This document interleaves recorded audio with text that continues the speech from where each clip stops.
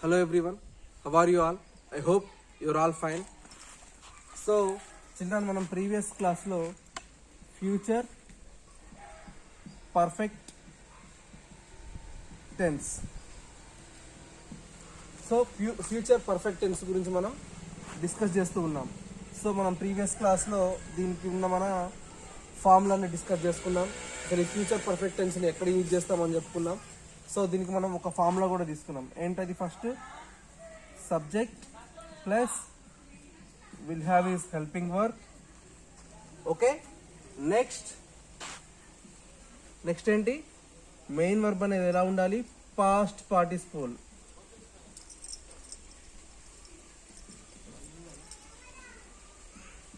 So remaining as extra. So this is the formula we took for future perfect tense. So మనం already first మనకి future టెన్స్లో ఎన్ని sub tenses ఉన్నాయి? we have 4. First one simple future complete అయిపోయింది, future continuous అయిపోయింది. Now we are in future perfect tense. So ఇది కూడా మీకు ఫస్ట్ మనం ఒక పాజిటివ్ సెంటెన్స్ రాయడానికి ఎలాంటి ఫార్ములా రాయాలనేది నేర్చుకున్నాం. దీన్ని బట్టి మనం సెంటెన్సెస్ కూడా రాసుకున్నాం. తర్వాత మనం ఇంకా నెక్స్ట్ ఇప్పుడు మనం ఒక పాజిటివ్ సెంటెన్స్కి ఫార్ములా రాయాలని నేర్చుకున్నాం కదా. సో ఇన్ టుడేస్ క్లాస్ ఈరోజు ఈ ఫ్యూచర్ పర్ఫెక్ట్ టెన్స్లో మనం ఇంకా నెగిటివ్ సెంటెన్సెస్ ఎలా రాయాలి, ఓకే, నెగిటివ్ సెంటెన్సెస్ ఎలా రాయాలి, తర్వాత దాని నుంచి మనం ఇంకా ఏం కన్వర్ట్ చేయాలి, నెగిటివ్ సెంటెన్సెస్ నుంచి questions, that means interrogative sentence ఎలా కన్వర్ట్ చేయాలనేది మనకి టైం ఉంటే ఈరోజు ఈ రెండు టాపిక్స్ ఒకేసారి డిస్కస్ చేసుకుందాం. ఓకే, సో ఈరోజు ఏంటి? మనం future perfect టెన్స్లో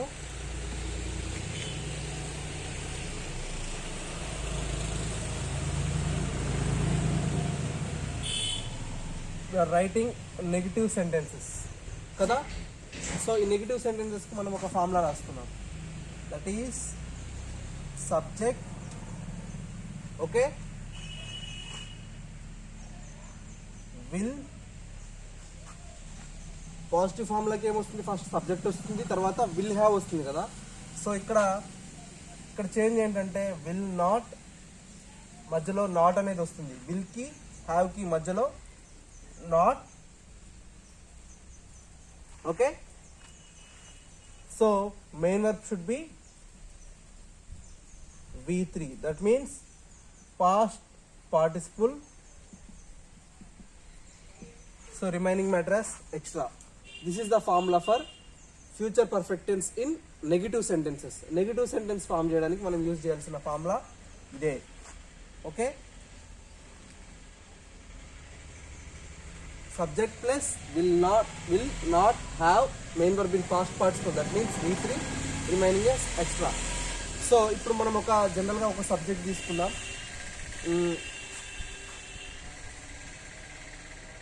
we take subject as he. మనం ఇంతకుముందు ఫ్యూచర్ పర్ఫెక్ట్ టెన్స్లో ఎట్లా చెప్పుకున్నాం? సబ్జెక్ట్ సెంటెన్స్ ఎలా, ఇక్కడ నాట్ ఉండదు కాబట్టి ఇక్కడ హీ విల్ హ్యావ్ అంటే మనం ఎలా చెప్పుకుంటాం? మనం ఈ టైం కల్లా ఒక పని అయిపోయి ఉంటుంది. ఫ్యూచర్ పర్ఫెక్ట్ టెన్స్, ఫ్యూచర్లో he will have done his homework, completed his homework, అంటే ఈ టైం కల్లా ఇతనికి హోంవర్క్ కంప్లీట్ అయి ఉంటుంది అని చెప్పుకోవడం మనం ఇంతకుముందు పాజిటివ్ సెంటెన్స్లో చెప్పుకున్నాం. సో ఇక్కడ మనం నెగిటివ్ సెంటెన్స్ అంటే ఎలా చెప్పుకోవాలి? he will not have, he, next will, okay, will not, next have. ఇక్కడ మెయిన్ వర్బ్ ఎలా ఉంది? పాస్ట్ పార్టిసిపుల్, అంటే అది V3 లో ఉంది. he will not have finished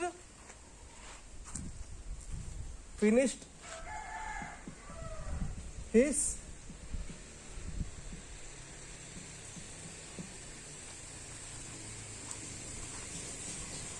he will not have finished his homework for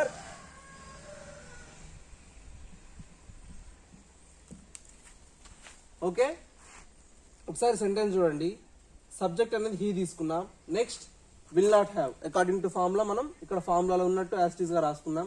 so main verb అనేది ఏ formula ఉంది? Past participle. So ఇక్కడ వరకు మనం రాసుకున్నంత పర్ఫెక్ట్. నెక్స్ట్ మనం దేని గురించి రాసుకున్నాం, అతను రేపు కూడా ఈ టైంకి హోంవర్క్ కంప్లీట్ అవ్వదు అని రాసుకున్నాం. He will not have finished his homework for tomorrow. రేపుడు కూడా అతని హోంవర్క్ కంప్లీట్ అవ్వదు అని ఈ రోజే మనం చెప్తున్నాం. దట్ మీన్స్ ఫ్యూచర్ లో రేపటికి కూడా ఈ పని జరగదు అని చెప్పడానికి మనం ఒక నెగిటివ్ సెంటెన్సెస్ ని యూజ్ చేస్తాం ఫ్యూచర్ పర్ఫెక్ట్ టెన్స్ లో. ఓకే, అర్థమైంది కదా.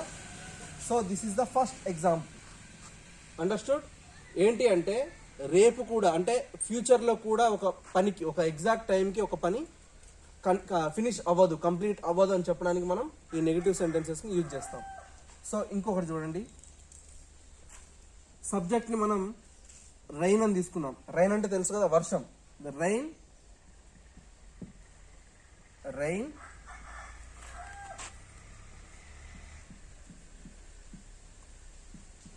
విల్ నాట్ హ్యావ్, అదే కదా ఉంది ఇక్కడ, రైన్ విల్ నాట్ హ్యావ్ అని ఫార్ములా ఇక్కడ. Rain will not have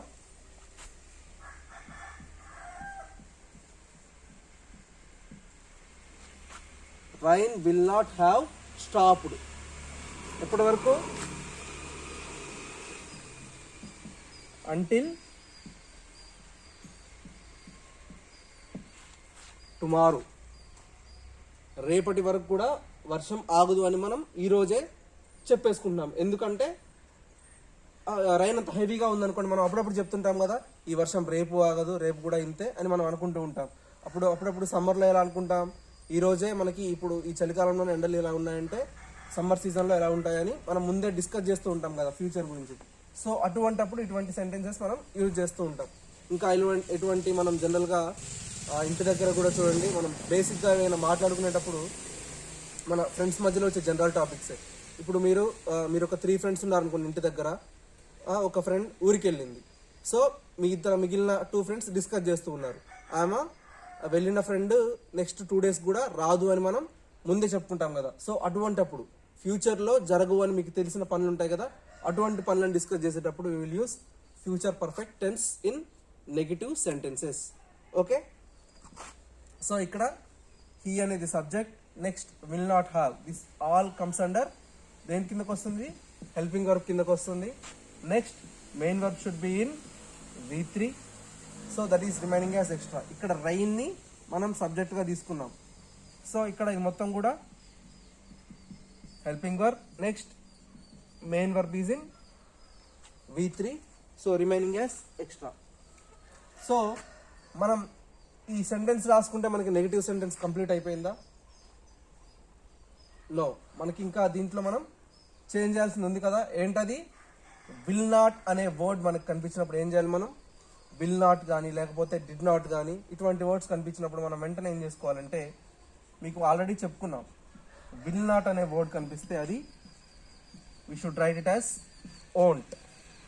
okay, next did not కనిపించింది అనుకోండి, we should write it as didn't.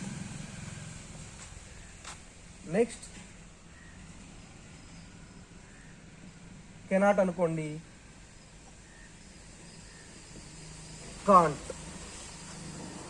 ఇట్లాంటి వర్డ్స్ మనకి జనరల్గా ఉన్నాయి. ఓకే, ఇప్పుడు మీరు ప్రతిసారి ఏదైనా స్పీచ్ కానివ్వండి, ఇట్లా మీరు ఫస్ట్ టైం మీరు ఐయామ్ అని మీ చెప్తారు కదా. సో మళ్ళీ మీరు సెకండ్ టైం చెప్పాలనుకున్నప్పుడు రాయడానికి కానీ ఇట్లా ప్రొనౌన్సియేషన్ చదవడానికి కూడా ఐయామ్ అని చదవాల్సిన అవసరం లేదు, యామ్.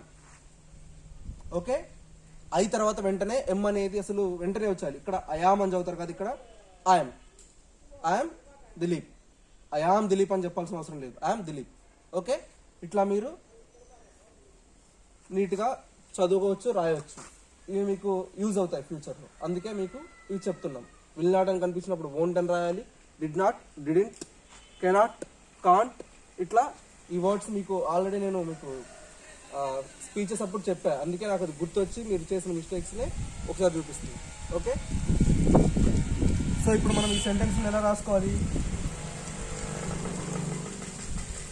ఈ సెంటెన్సెస్ని ఎలా రాసుకోవాలంటే చూడండి, హీ విల్ నాట్ ఏమవుతుంది, it becomes won't. He won't have next ఏంటి, he won't have finished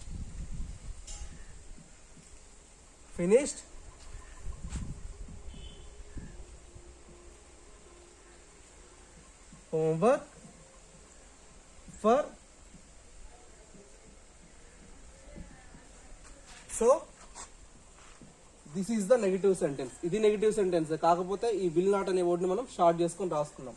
next దీన్ని ఎలా రాస్తాం, the rain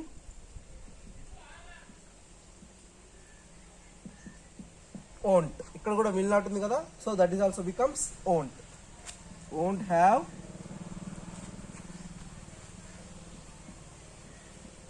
stopped until tomorrow. 9 minutes. 9 minutes. So మనం ఇప్పుడు ఈ సెంటెన్స్ని నెగిటివ్ సెంటెన్స్ కింద కన్వర్ట్ చేసుకున్నాం కదా, వోంట్ అనే వర్డ్ని. ఇదంతా మనకి హెల్పింగ్ వర్క్ కిందకి వస్తుంది. So the rain is a subject here, మీకు ఆల్రెడీ తెలిసిందే కాబట్టి ఇప్పుడు మనం చెప్పుకున్నాం కదా ఫస్ట్ ఒక సెంటెన్స్ని నెగిటివ్ ఫామ్లో కన్వర్ట్ చేయాలని. సో మనం అక్కడ అలా చేసాం.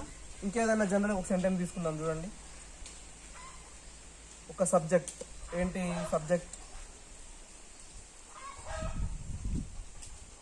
సబ్జెక్ట్ ఏం తీసుకుందాం, will take subject as they. Okay, subject will take as they. They will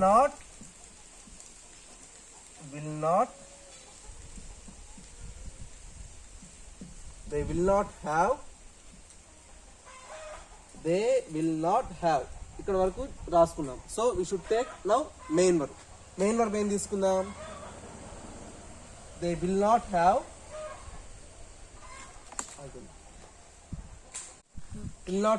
ఇప్పుడు మనం ఇక్కడ మెయిన్ వర్బ్ ఏం తీసుకుందాం,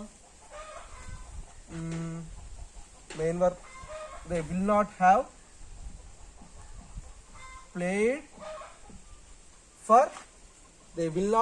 ప్లేడ్ వాళ్ళు ఆడుకోలేరు. ఎప్పటి వరకు, they will not have played games for 2 days. Okay, మనకి ఇక్కడ సెంటెన్స్ అనేది వచ్చింది చూడండి. అది ఎలా రాసుకున్నామంటే దే అంటే ఎవరు, వాళ్ళు, ఎక్కువ మంది అంటే ప్లూరల్, ఎక్కువ మంది, ఒకళ్ళకంటే ఎక్కువ ఉన్నప్పుడు మనం ప్లూరల్గా తీసుకుంటాం. So they will not have played games for 2 days. ఎందుకు, అక్కడ వర్షం పడుతుందని మనం ఇందాక అనుకున్నాం కదా. సో ఈ సెంటెన్స్కి అనుగుణంగానే మనం ఇంకొక సెంటెన్స్ రాసుకున్నాం, they will not have played games for 2 days. మనకి ఈరోజు రేపు వర్షం పడుతూనే ఉంటుందని మనం అనుకున్నాం కాబట్టి వర్షం ఆగదని మనం అనుకున్నాం ఇక్కడ. సో వాళ్ళు 2 days వరకు గేమ్స్ ఆడుకోలేరు. ఈ సెంటెన్స్ కూడా మనం ఎలా చెప్తున్నాం, ముందే ఊహించి, ఎలాగో వర్షం పడితే గేమ్స్ ఆడుకోలేరు కదా పిల్లలు బయట. సో అలాగే మనం ఈ సెంటెన్స్ని రాసుకున్నాం, they will not have played games for 2 days. So ఇక్కడ విల్ నాట్ ఈ వర్డ్ మనం ఏం చేయాలి, ఇక్కడ దగ్గర చేసుకొని రాసుకోవాలి కదా. So they won't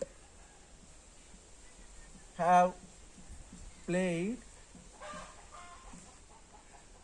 games for 2 days. Okay, will not అనే వర్డ్ని షార్ట్ చేసుకొని won't అని రాసుకున్నాం. సో ఇక్కడ షార్ట్ చేసుకొని రాసుకున్నాం. మనం ఇక్కడ సబ్జెక్ట్స్ అన్ని జనరల్గా తీసుకున్నాం. ఓకే, మనకి ఈ సబ్జెక్ట్ అనేది మనం ఓన్, ఈ విల్ నాట్ హ్యావ్ అనేది కామన్. మనం తీసుకునే సెంటెన్స్ని బట్టి మనం మెయిన్ వర్బ్ తీసుకోవడం ఉంటుంది, అక్కడ ఎక్స్ట్రా కూడా ఆ టాపిక్ని బట్టే వస్తుంది. సో మీకు అర్థమైంది కదా ఫ్యూచర్ పర్ఫెక్ట్ టెన్స్లో మనం నెగిటివ్ సెంటెన్స్ ఎలా ఫామ్ చేయాలనేది. So this is the way we form negative sentences in future perfect tense. మీకు 3 ఎగ్జాంపుల్స్ ఇచ్చాం, దానికి కన్వర్ట్ చేసి మనం రాయడానికి కూడా నేర్చుకున్నాం. సో మీరు ఏం చేస్తారంటే ఎవ్రీ డే ఒక 5 డిఫరెంట్ సబ్జెక్ట్స్ తీసుకోండి. దానికి తగ్గట్టుగా మీరు తీసుకున్న టాపిక్ ఏంటి అంటే ఆ సెంటెన్స్ రాయడానికి మీరు అనుకున్న మ్యాటర్ ఏంటనేది దానికి తగ్గట్టుగానే వర్బ్స్ ఫామ్ చేసుకుని మెయిన్ వర్బ్స్ దాన్ని కరెక్ట్గా రాయండి. సో మనకి ఈ క్లాస్తో ఫ్యూచర్ పర్ఫెక్ట్ టెన్స్లో నెగిటివ్ సెంటెన్స్ కూడా కంప్లీట్ అయిపోయింది. సో మీరేం చేస్తారంటే ఒక 5 sentences ఓన్గా రాయండి, that is your work. So this is your end of your class. Will meet in the next class. మనకి